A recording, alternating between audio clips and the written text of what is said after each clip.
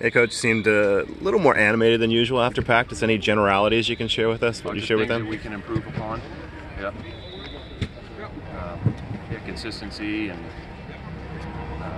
yeah, just a lot of improvements we can make. Sharing those. At what point does the offense's lack of consistency start to be a concern heading to the season? Well, both sides need to be more consistent. We need to be more consistent on special teams. I mean, that's not just an offensive emphasis right now. It's everywhere. So if you're going to be a good football team, it takes all three phases. So yeah. Have the players done a pretty good job of focusing at hand with all the stuff swirling Yes, around? I think they do a good job, like all of us. I mean, again, I've said this before, this conference realignment, this thing matters big time. Okay? Us, the group out here, we need to go play good football. That's what we can do right now. And so we need to concern ourselves with what it takes to do that. And when we are informed of whatever's happening next, then we'll address it and talk about it.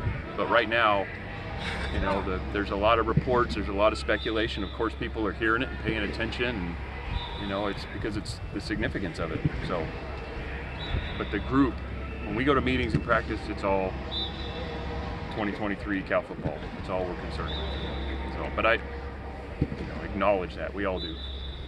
Are you paying attention to that stuff, or are you trying to ignore it? You can't. I mean, really can't help but I mean, I guess if I pick up my cell phone, you know, then you're forced to pay attention, and it's something to pay attention to. I mean, the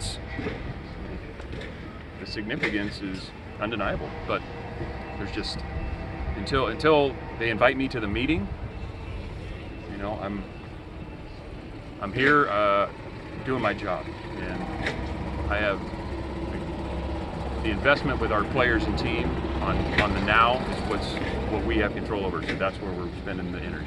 Yeah. The quarterback battle between Jackson and Mendoza and Finley seems a little bit closer than a lot of people were expecting. What do those guys need to do to start to stand out? Yeah, well, this term consistency keeps getting thrown around, but that would be it. And they're all different type players, but it is very competitive right now. And it's not because any one of them is performing worse. It's because the others have made it competitive. That's what I would say. So all three of those guys have improved, and it is extremely competitive right now. Is that margin maybe a little bit thinner because those guys are playing with such different units all the time, different receivers, different linemen? Well, because you're rotating them through with different units. Yeah, but so are the receivers. Yeah. So are the receivers, so are the backs. So we're well aware of who's going with who, and we make sure that we're getting more than enough reps to evaluate, of course, those guys, but all the positions. So anything more? Anything more definitive about Williams Thomas? No, just waiting for the doctors and him to. So he's not ruled out for the season. No, he is not. Just day to day, week to week, and hopefully sooner than later. But that's not, again, that's between he and the sports med. Are you hoping to have Brett Johnson full for the opener? Yes. Yeah. One of the guys we would anticipate that. Yeah. One of the guys who flashed a lot on defense today was Caleb Zor. How has his camp been so far? Really good. Caleb has made just massive improvement in the last 12 months, as much as anybody. He's still a young player, but the physical traits are apparent when you watch him out there, and he's playing a lot more comfortable and knowing what to do. And when he got here, he came in, he had suffered an injury coming out of high school, and so he's a little behind, and then trying to catch up and play linebacker at this level was an adjustment. But I mean, from where he was to where he is now, man, it's impressive, and it's a tribute to him and Pete Sermon to make that leap. Now he's got to go do it. He's got to produce. But I would say in practice, he's he's shown that he's improved as much as anybody. Is it a tight battle between him and Sergio Allen to start, or might he have taken a lead in that? Yeah, we'll see. I mean, those guys are, and Serge can do some really good things too, like Serge. He's going to help our team. That inside linebacker group, there's a number of guys that can go in the game and help us. And I know the starting lineup will be, big news, but there's times when certain positions we're going to roll a number of guys. So the starting lineup may be more significant to you than it might be to us. We know we need multiple guys at multiple positions. Marcus Scott and Patrick McMorris, flashed a couple times today. What have they shown you so far since? Patrick, well, he's played at a high level in college. I mean, you all, I'm sure, have seen that. You can tell he's a really physical player. He's a tackler. He's a finisher. He's put that on tape, and he loves football. He's a sharp guy, and he's picked it up quickly. So we expect big things from him.